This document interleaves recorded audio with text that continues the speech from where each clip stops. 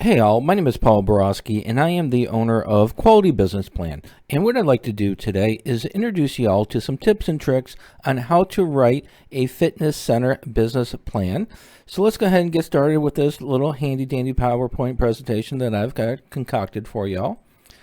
And first and foremost, a little bit about me, then we're going to talk about your fitness center and your business plan needs. I am a professional writer, specifically a business plan writer. So if y'all want to avoid all the fun and excitement of writing your own business plan, please pick up the phone, give me a call, send me a text. I'd be delighted to take the burden off of your shoulders and put it onto my plate. Also, I am an author. I've written many books on business plan writing, so if y'all want to check me out on Amazon, you need a nice little structure or foundation from which to write your own plan. Again, check me out on Amazon. The books are there, and help yourself. And finally, a little bit of educational experience about me. I am an adjunct professor and subject matter expert for business and finance. So I do have some educational backgrounds that will support my thoughts and ideas about helping y'all write a fitness center business plan. All right, enough about me. Let's talk about y'all. Tip number one, when writing your fitness center business plan, try to start with a story or a shared experience. From my experiences of working with fitness center owners or entrepreneurs, what they've done is, they've all too often they had an epiphany or something happened where they were living an unhealthy lifestyle. And then all of a sudden, boom, they changed their ways. They lost a lot of weight. They changed from being unhealthy to healthy. And that experience was the foundation from which they now want to grow their entrepreneurial business. This experience should be shared with your readers. In my most humble of opinions, I like to share that experience before you even get into the business plan.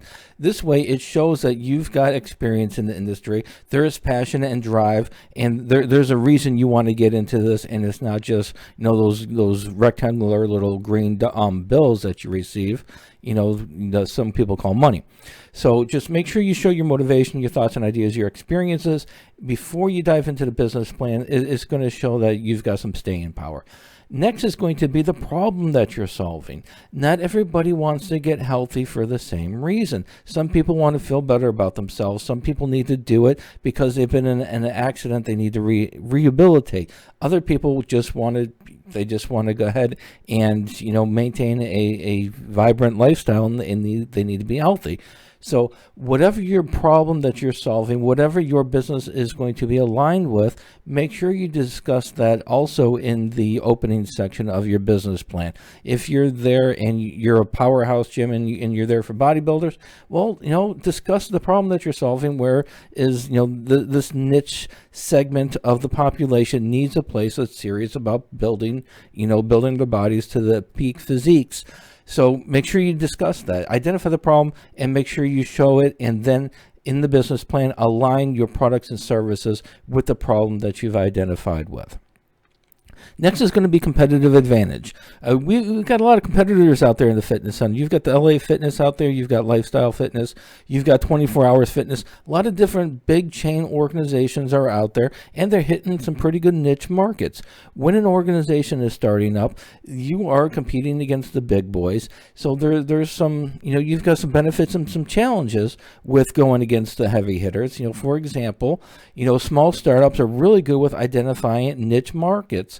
For example, you've got the CrossFit that just, came about a few years ago, and, that upswell is something that small business owners are able to exploit very quickly, whereas large organizations such as LA Fitness and the other, competitors out there, they can't move and respond to the changes in the marketplace where small business owners, fitness center owners are able to. So make sure you identify what your competitive advantages are, whether it be flexibility or a niche market, and, not only identify it, but also align some of your amenities with your competitive advantages to show that you've got alignment within your organization. Next is going to be industry research. Tip number 2. When you're doing your industry research, it's real easy to fall into the trap of just going after your competitors and, showing that, based on Google reviews, LA Fitness has a 3.2 star rating because their customer service is horrible. Their machines are always broken down, and they've got a pool half full of water that is always continuing to leak, and you can justify that assumption or that view because they've got water in the parking lot that's perpetually there, regardless if it's 90 degrees out for the last 2 weeks and you're going through a dry spell. It's real easy to just go right after your competitors. However, if you don't lay the foundation that you're an industry expert and show that you're an industry expert, your thoughts and ideas lack credibility. So when I write my business plans, or when I'm counseling my clients, I tell them to always go for national research first. Go to your Wellness Creative, which is a website out there that has some really good information for fitness center statistics. Go to IBIS World. Just scour the internet, look for trends, look for facts, look for figures, and make sure that you're using reliable sites. So for example, just some brief research on the fitness center industry. The market size right now is about $87 billion, which is pretty substantial. As of January of 2021, there are approximately 174 million gym memberships worldwide. That kind of tells you that people love to get the gym memberships. Doesn't mean they're using them on a consistent basis, but people are continually seeking out ways to be fit, and they are spending money for it. Once that you show that you understand the fitness center market, you've done your research and you understand the industry, and you know what where customer tastes are trending, then you can go ahead and use that research that you've done and documented in your business plan. You can then start comparing the competitors to the national research. An example of this would be currently right now, CrossFit is trending on a national scale. However, the big competitors have yet to embrace it. Heck, it took them years and years and years to finally embrace the Zumba. And once the large competitors finally did that, the fad was already going away. So, identify the national trends and then compare your competitors, show how they're failing as compared to the national trends. And then once that's done, go ahead and state how your organization is going to exploit that trend where your competitors are missing out. All right, tip number 3, advertising. When you're doing your fitness center, it's real easy to do social media. You sign up for your Instagram, sign up for your Facebook. You start snapping pictures of people working out, enjoying, your facility. Another popular way is going to be your website. A lot of small businesses, they're going to start up their website and they're going to put their prices and they're going to keep them updated. And then again, you're going to have your word of mouth as well. From my experience for the fitness center, one of the most important things that a business owner can do is make sure that they have their website with their amenities. And not only have that information, but also be on the Google search as well. Because when somebody's looking for a fitness center to sign up, almost immediately they're going to go to the Google, they're going to go to the Bing, they're going to go to the, Yahoo search or whatever search engines that they're out there for. When you're part of the marketing section of once you're part of the marketing section of Google, where you're just going to pop up because you're a business in the area, and then you're going to have a higher likelihood of being clicked. Once you're clicked, people are going to want to know what your amenities are for your fitness center. So when marketing, make sure to stress on your website the amenities, such as if you have a pool, your machines, if you have personal training, if you have, some kind of a zero down contract entry, whatever your amenities are going to be that your clients are going to see benefits in, make sure to stress those and make sure those are prominent. Yes, they're going to want to know your name and they're going to want to know your operating hours, but the biggest thing they want to know is about the amenities. It's almost like a hotel. People go there for the amenities. Same thing for the fitness center. People are going to go there for the proximity and also for the amenities. So make sure so in summary, when you're advertising, make sure your company is easily found on the internet, and also when they find you, make sure to really stress the amenities that you're going to be offering. Tip number 4, funding request. Everybody is going to need money when starting a business. I don't care how small or how big your business is going to be. You're going to need money, whether it's you providing all the money, you're getting a bank loan, or you're going to mom, dad, friends, family, neighbors, whatever. You're going to need a little bit of funding. When you're writing up a funding request, there are some specific strategies that you should follow to increase the likelihood of getting funding. The first strategy is, in your first sentence, when writing your funding request, state specifically how much money you are going to need to start operations. Do not put a range of $150,000 to $170,000. When you go for a range, that shows not only are you wishy-washy, but it also shows that you really don't know how much money you need to start the business. You don't want to lead off your funding request at a position of weakness. You want to lead it off at a position of power, and the position of power is going to be to state specifically the dollar amount. For example, in order to start my fitness center in Orlando, Florida, our organization is going to need $175,000.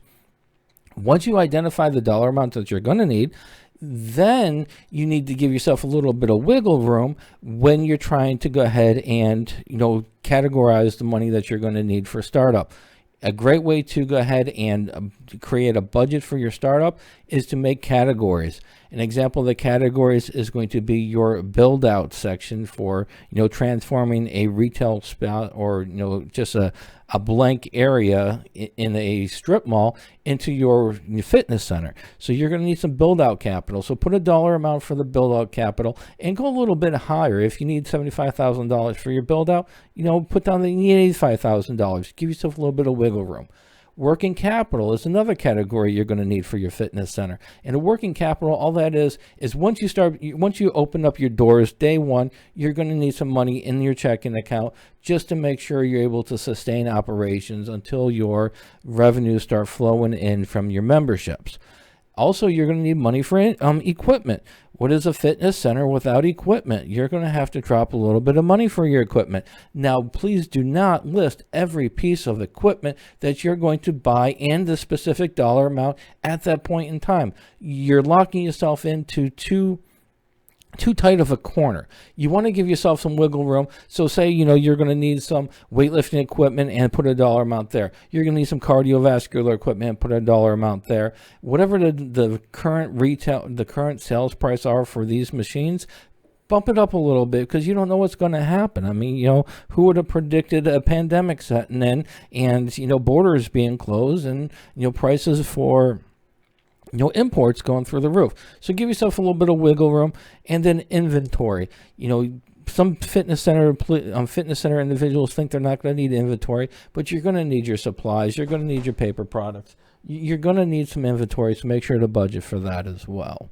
Once you've identified every one of the categories that's going to be within your company that you're going to need for funding, make sure to total that dollar amount at the bottom, and that bottom dollar amount total should be identical to the top line dollar amount that you're requesting. That shows alignment, and it gives you also wiggle room in the body of how you're budgeting, but it shows that you know exactly how much you want at the top, so you're coming at a position of power. And next is going to be financial projections. Anytime somebody starts a fitness center, usually they want to make a little bit of money off of it. They're not doing it for charity. They're doing it to make a profit, but also because they're passionate about it. When you're doing a fitness center, you do want to know what your net profits are going to be or anticipated in order to, decide if, your prices are where they need to be, and maybe you need to cut costs, or maybe you've got some wiggle room for costs that you didn't know about. But you can't you're not going to have a full understanding of your fitness center's financials without a basic profit and loss statement. With that said, the way that I would structure a basic profit and loss statement would be to identify what your revenue channels are going to be. The main revenue channel almost always for a fitness center is going to be your gym memberships. You may also offer personal training too. And then there's other sales. Some places are going to have a snack shop in there. They're going to have a gift shop. There's other ways to go ahead and generate additional revenues as well. And so make sure you identify all the revenue generating channels you're going to have, list them. And the next step is going to be identify what the average price is going to be. Yes, you might have a silver, a bronze, and a gold level of membership. Well, don't go too crazy with the details with this because you're trying to predict the future, and not many people are able to do that. So just go with averages. So for example, with this example, we've got a price. So the average membership I'm estimating is about $25. The variable cost, for the papers and for signing them up with the the credit card withdrawal situation, what have you, that variable cost may be $3. Once you get your price, identify the price, and you know what your variable cost is going to be, you subtract your variable cost from your price, which is going to give you your gross profit of $22. Next thing you're going to do is identify how many memberships you anticipate selling on a daily basis. So for this example right here, we're anticipating selling 15 memberships. So we're going to take those 15 memberships, we're going to multiply it by the gross profits of $22. That's going to give us $330 or total gross profit. You're going to follow that same strategy for personal training and any other revenue generating sources. Once you're done with that, you're going to add up your total gross profits for your total gross profits for the day. Then what you're going to do is you're going to multiply your total gross profits daily by the number of days that you're going to be operating. Usually it's going to be 30, and that's going to give you your monthly gross profits. In this example is $34,950. Next thing you're going to do is you're going to align your fixed costs with your monthly projected gross profits. To do that, you're just going to list your monthly fixed costs. You may have a loan that's $950. You might need to buy inventory on a consistent basis, which is $700.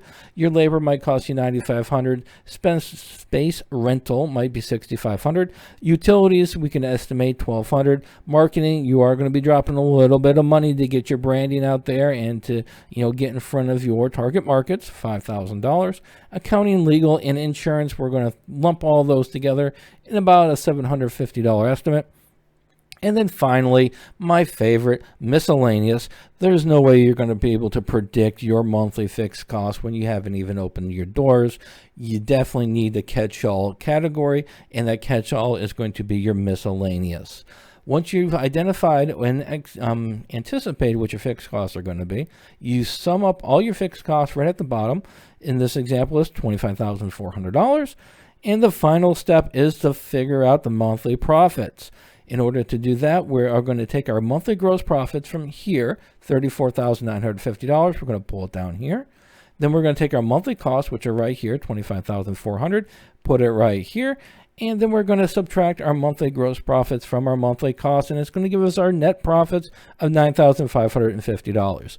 Now, once you've got this nice little financial model set up, you can now change how many memberships you think you're going to have on a daily basis. If you start to mature as an organization, your number of memberships signed up on a daily basis might fall from 15 to 10. Well, you change it right here, and that's going to show you what happens to your monthly profits down here as long as you have everything intertwined, which is one of the powers of Excel and your financial models.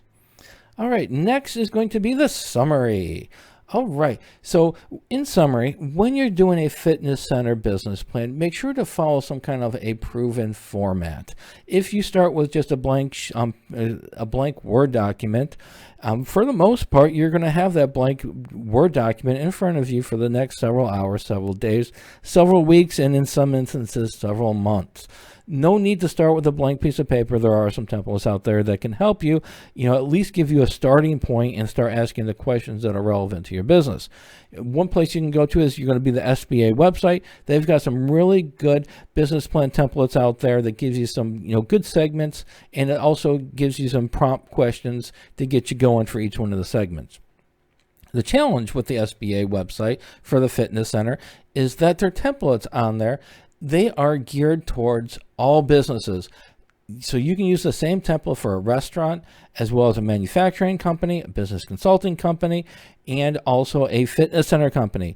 Unfortunately, though, is some industries have segments in there that you need to touch on that are not going to be relevant to other industries. So for example, you're going to have to worry about food costs, and you're going to want to touch on food costs in your business plan, whereas you're really not worried too much about your food costs for a fitness center. So use some kind of structure. It's not perfect, but it's something. If you need a customized business plan template for the fitness center industry, just reach out to me. I am in the process of writing up a template that's going to have updated industry information as well as just a standard financial projection. But it's a heck of a lot better than the other templates out there. Next is keep the star of the show, the business. When you start in a fitness center, don't get carried away talking about your story or talking about, all the benefits and all the growth that you're going to be, or just, the industry happenings.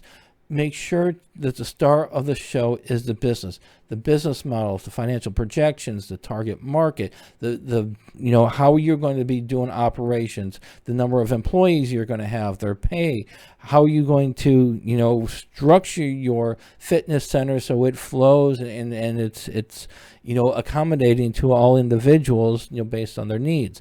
So keep the star of the show as the business. Don't try not to get wrapped up into your experiences and just make the business all about you, or just don't talk about a specific target market and all the problems in the industry. I've seen too many business plans where I read them, I get so much in-depth information about the industry, I have no idea what their business looks like.